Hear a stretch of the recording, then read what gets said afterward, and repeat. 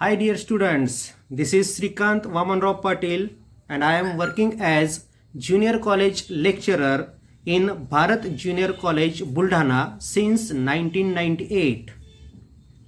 Recently, board has published a question bank for all subjects, which you know.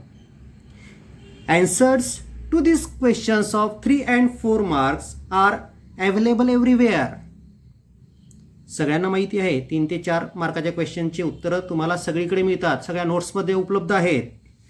नोट्समध्ये बुकमध्ये वेगवेगळ्या प्रकाशनचे पुस्तकं उपलब्ध आहेत तुमच्याकडे, त्यामध्ये उपलब्ध आहेत. But the main problem is of 1 and 2 mark questions. 1 आणि 2 मार्काचे जे प्रश्न आहेत त्याच्यामध्ये मात्र मेन प्रॉब्लेम आहे. कारण की 1 मार्काच्या प्रश्नाचं उत्तर किती लिहायचं, काय लिहायचं, कसं लिहायचं, त्याची मांडणी कशी करायची, इथपासून आपली सुरुवात असेल. त्याचबरोबर 2 मार्काच्या प्रश्नामध्ये किती लेंथ ठेवायची, त्याच्यामध्ये काय काय आलं पाहिजे, हे सगळं आपण जर याचं नियोजन व्यवस्थित केलं तर तुम्हाला ते लिहायला सोपं जाईल.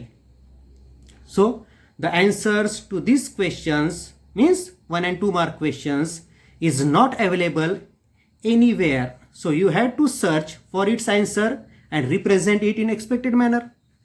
म्हणून याची उत्तरं उपलब्ध नसल्यामुळे तुम्हाला काय करावं लागेल, तर आपल्या बोर्डाच्या पुस्तकामधनं किंवा नोट्समधनं याची उत्तरं तयार करावी लागतील. Okay, this is a typical work.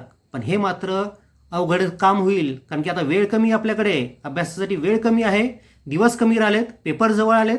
त्यामुळे तुमचं हे जे टिपिकल काम आहे, तुमच्या डोक्यावर जे आलं होतं आता बोर्डाने ती क्वेश्चन बँक पब्लिश केल्यामुळे, ते थोडंसं कमी करण्याचं काम मी या ठिकाणी करतोय.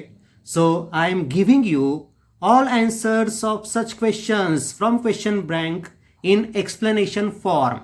आणि म्हणून मग या क्वेश्चन बँकमध्ये आपल्याला जे वेगवेगळे प्रश्न विचारले आहेत, 1 मार्कावर आले आणि 2 मार्कावर आले, त्याचे सगळ्यांचे सोल्युशन मी या ठिकाणी देतोय. आणि ते एक्सपेक्टेड फॉर्ममध्ये म्हणजे बोर्डात तुम्हाला कसं लिहायचं आहे हे पण मी तुम्हाला सांगेल. म्हणजे एक्सप्लेनेशन फॉर्ममध्ये मी तुम्हाला सांगतोय, एक्सप्लेन करून सांगतोय. ठीक आहे, पण त्याच वेळेस हे पण लक्षात घ्या, सूचना त्यांनी दिली आहे, हे जे प्रश्न दिले आहेत बोर्डाने जी क्वेश्चन बँक पब्लिश केली आहे त्याच्यामध्ये त्यांनी सूचना स्पेशली मेन्शन केली आहे, फक्त विद्यार्थ्यांना प्रश्न प्रकारांचा सराव करून देण्यासाठीच. सदर प्रश्नसंचातील प्रश्न बोर्डाच्या प्रश्नपत्रिकेत येतीलच असे नाही, याची नोंद घ्यावी. ठीक आहे, सूचना व्यवस्थित सगळ्यांना समजली. आपला मेन प्रॉब्लेम होता 1 मार्क क्वेश्चनचा आन्सर आणि 2 मार्कच्या क्वेश्चनचा आन्सर कसं रिप्रेझेंट करायचं, कुठून मिळवायचं, ते सगळं काम मी करून ठेवलेलं आहे. आणि आता हे जे मी लेक्चर्स या ठिकाणी या आपल्या चॅनलवर टाकेल, त्या वेगवेगळ्या लेक्चर्समध्ये तुम्हाला ते सगळे क्वेश्चन आन्सर्स मिळतील. प्रत्येक चॅप्टरसाठी सेपरेट लेक्चर तयार करतो आहे. ठीक आहे, okay. We are discussing solutions of boards question bank of chapter number 11, that is magnetic materials. And in this, the first type is very short answer type questions, means VSA questions carrying 1 mark each. Now what is first question? Give gyromagnetic ratio. तुम्हाला gyromagnetic ratio चा formula लिहायचा आहे. Formula सरळ लिहा. gyromagnetic ratio is E by twice me, where m is mass of the electron. हा E suffix मध्ये लिहायचा आहे. m into E नी दिसला पाहिजे, तो m सफिक्स ई दिसला पाहिजे. असा या प्रकारे.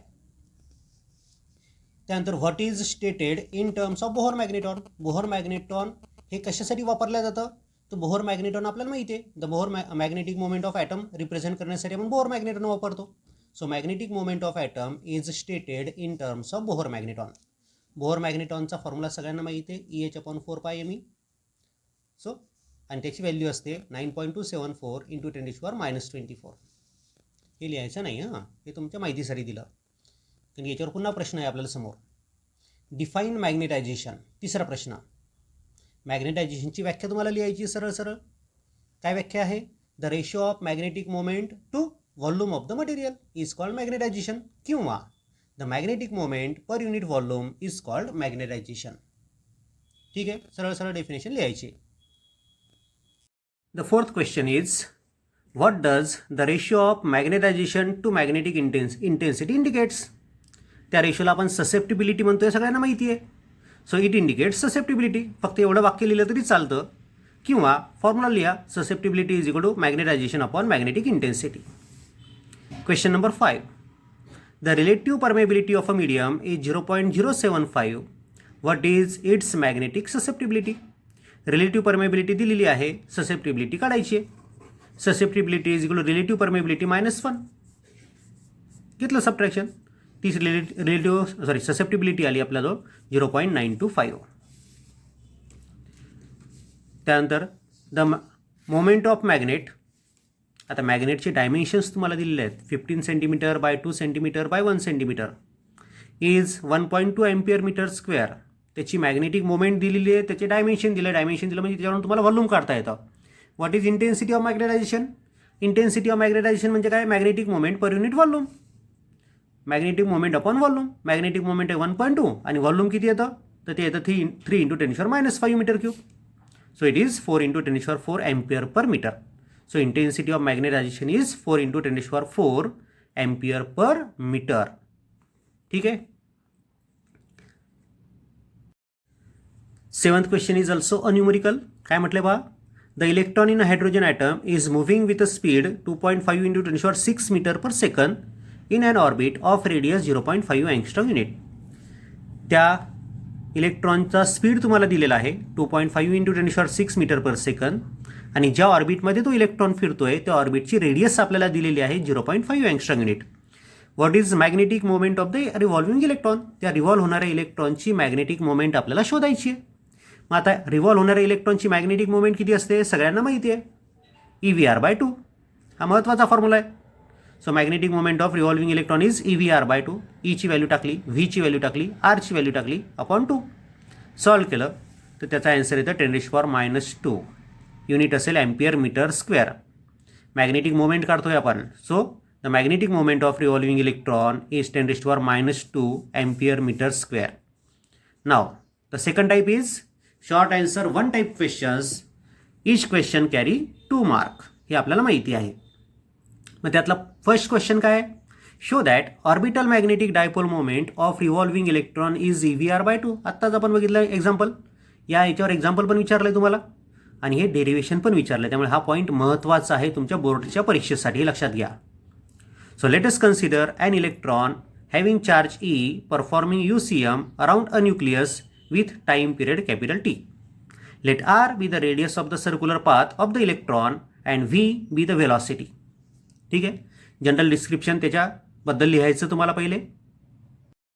So time period of electron becomes circumference upon velocity means 2πr/v. आपल्याला करंट शोधायचा आहे. त्या इलेक्ट्रॉनच्या फिरण्यामुळे जो करंट तयार होतो तो म्हणजे charge on the electron upon time period of the electron. So I is EV/2πr. Current मिळालं आपल्याला मॅग्नेटिक मोमेंट काढायची आहे. मॅग्नेटिक मोमेंटचा फॉर्म्युला असतो current into area I/A. So I is EV/2πr. A is πr², कारण की πr² एवढा area असेल त्या सर्कलचा की ज्या सर्कलमध्ये इलेक्ट्रॉन फिरतोय. So it becomes EVR/2 and this is required expression. हेच डेरिव्हेशन आपल्याला तयार करायचं होतं. अशी तुम्हाला 2 मार्क तिथे मिळतील. डायग्राम पण तुम्हाला काढायची आहे. एक छोटीशी डायग्राम किंवा सफिशियंट आकाराची डायग्राम तिथे काढा. माझी डायग्राम थोडी छोटी झाली. हां. Question number 2. काय म्हटलं आहे? Derive the quantity for Bohr magneton and also state its value. Bohr मॅग्नेटॉनचा फॉर्म्युला तुम्हाला तयार करायचा आहे आणि त्याची व्हॅल्यू किती असते ते पण दाखवायचं आहे. बघा तुम्हाला म्हटलं होतं की मी पहिला जो प्रश्न आपण VSA क्वेश्चन बघितलं त्यात बोहर मॅग्नेटॉन कशासाठी वापरतात ते बघितलं होतं आपण आणि तिथेच मी लिहिलं होतं. त्याचा फॉर्म्युला पण लिहिला होता आणि त्याची व्हॅल्यू पण लिहिली होती आणि ते लिहू नका असं पण मी तिथे लिहून ठेवलं होतं. आठवतं? बघा तोच प्रश्न विचारला गेला आहे. फक्त तुम्हाला ते प्रूव्ह करायचं आहे. आता the orbital magnetic moment associated with the first orbit is called Bohr magneton. Orbital magnetic moment पहिल्या ऑर्बिटची जी असते त्याला बोहर मॅग्नेटॉन असं म्हणतात आणि याच फॉर्ममध्ये आपण त्या कंप्लीट ॲटमची मॅग्नेटिक मोमेंट सांगत असतो. The orbital magnetic moment of electron in an orbit of radius R and moving with velocity V is. Orbital magnetic moment सगळ्यांना माहिती आहे EVR/2 असते म्हणून. याला मी मास ऑफ द इलेक्ट्रॉननी मल्टिप्लाय करतो, मास ऑफ द इलेक्ट्रॉननी डिवाईड केलं. सो एमईनी मल्टिप्लाय केलं, एमईनी डिवाईड केलं. पण ME × V × R म्हणजेच काय? Angular momentum. म्हणून हाच फॉर्म्युला आपल्याला लिहिता येतो. Capital M is equal to E/2ME आणि याच्याऐवजी कॅपिटल L. पण त्याच वेळेस अँग्युलर मोमेंटमचा दुसरा फॉर्म्युला आपल्याला माहिती आहे NH/2π. म्हणून त्या Lच्या ऐवजी NH/2π टाकला आपण. So E/2ME × NH/2π. सिम्प्लिफाय केलं आपण, आपल्याला मिळालं magnetic moment of that electron in nth orbit and it is ENH upon 4πme m suffix c. This is orbital magnetic moment of electron in nth orbit. nthव्या ऑर्बिटची magnetic moment एवढी आहे. आपल्याला पहिल्या ऑर्बिटची काढायची आहे. बोहर मॅग्नेटॉन म्हणजे पहिल्या ऑर्बिटची मॅग्नेटिक मोमेंट, म्हणून इथे n ची व्हॅल्यू 1 प्लेस करा.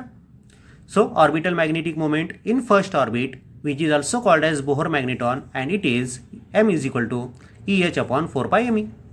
याची व्हॅल्यू कॅल्क्युलेट करून आपल्याला काढता येते, कारण की E पण कॉन्स्टंट आहे, H पण कॉन्स्टंट आहे, 4π पण कॉन्स्टंट आहे आणि मास ऑफ द इलेक्ट्रॉन पण कॉन्स्टंट आहे.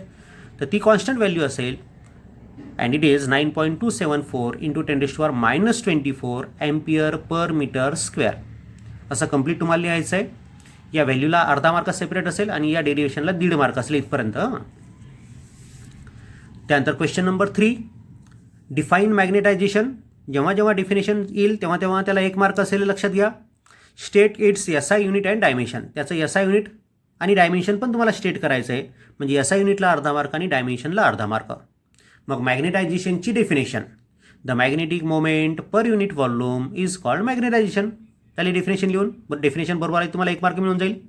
हा फॉर्म्युला नाही लिहिला तरी चालतो, पण फॉर्म्युला आपल्या माहितीसाठी लिहिला आपण.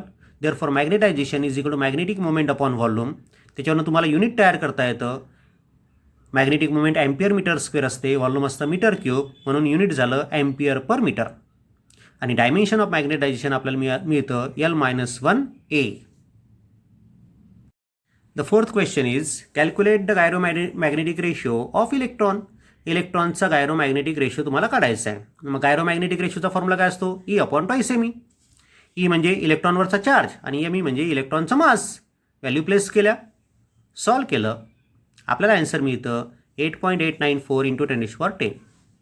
ठीक आहे. मांडणी व्यवस्थित करा. गिव्हन काय दिलेलं आहे, कोणता फॉर्म्युला आहे, या फॉर्म्युल्याला अर्धा मार्क. या फॉर्म्युल्यामध्ये जशाच्या तशा व्हॅल्यू ज्या तुम्ही ठेवल्या, इथे ईची व्हॅल्यू बरोबर मी 1.6 इंटू 10⁻19 ठेवली. नंतर हा 2 जसा आहे तसाच ठेवला आणि mass of the electron me 9.1 into 10⁻31 ठेवलं. हा याला अर्धा मार्क, पुढचा अर्धा मार्क याला, आणि हे जे लॉगचे कॅल्क्युलेशन आहे आणि हे जे ॲन्सर तुम्हाला मिळालं त्याला पुढचा 1 मार्क. अर्धा अर्धा आणि 1 असे 2 मार्क तुम्हाला मिळतील. याला युनिट असलं पाहिजे. युनिट जर नसेल तर अर्धा मार्क तुमचा जाईल आणि ॲन्सर जर तुमचं चुकलं तर 1 मार्क तुमचा जाईल. Okay. Question number 5. An iron rod of area of cross section 0.1 meter square is subjected to a magnetizing field of 1000 ampere per meter. Calculate the magnetic permeability of the iron rod. त्या iron रॉडची magnetic permeability आपल्याला शोधायची आहे. मग area of cross section दिला 0.1 metre square. Permeability काढायची म्हणजे mu काढायचं आहे त्या आयर्न रॉडचं, आणि ससेप्टिबिलिटी आपल्याला दिलेली आहे 599. So magnetic permeability of that rod is mu is equal to relative permeability into permeability of free space. Mu आरच्या ऐवजी काय +1 इंटू म्यू 0. आपण व्हॅल्यूज प्लेस करू. मी व्हॅल्यूज प्लेस केल्या. काय +1 मीन्स 599 + 1 इंटू 4π इंटू 10⁻7 म्यू 0ची व्हॅल्यू. सिम्प्लिफाय केलं, लॉगने कॅल्क्युलेशन्स केलेत आणि आपल्याला आन्सर मिळतं 7.543 इंटू 10⁻⁻4. याला युनिट नाही, हे पण लक्षात घ्या. Magnetic permeability of iron rod is 7.543 into 10⁻⁻4. ठीक आहे. क्वेश्चन नंबर 6 काय म्हटलं पहा. A solenoid has core of material with relative permeability 500. सोलेनॉइडच्या आतमध्ये आपण एक कोअर ठेवला की ज्याची रिलेटिव्ह परमेबिलिटी 500 आहे. And its winding carry current of 1 ampere. त्याचं जे वाइंडिंग आहे त्या वाइंडिंगमधनं करंट चालला 1 ampere. The number of turns of solenoid is 500 per metre. Number of turns per unit length दिले तुम्हाला 500, म्हणजे स्मॉल एन म्हणतो आपण त्याला. Calculate the magnetization of the material. तर त्या मटेरियलचं मॅग्नेटायझेशन काढायचं आहे. मॅग्नेटायझेशनचा फॉर्म्युला काय असतो? काय टाइम्स एच. आता कायला तुम्हाला या म्यू आरमध्ये कन्वर्ट करायचं आहे. सो काय इज म्यू आर -1 आणि एचच्या ऐवजी N times I. So mu R -1 into N I असा तो फॉर्म्युला तयार झाला मॅग्नेटायझेशनसाठी. टाका व्हॅल्यूज, सॉल्व करा आणि आपल्याला आन्सर मिळतं 2.49 into 10⁵ ampere per metre मॅग्नेटायझेशनचं unit. ठीक आहे, असे ते न्यूमरिकल्स त्या मॅग्नेटिक मटेरियलवरचे पण व्यवस्थित लक्षात घ्या.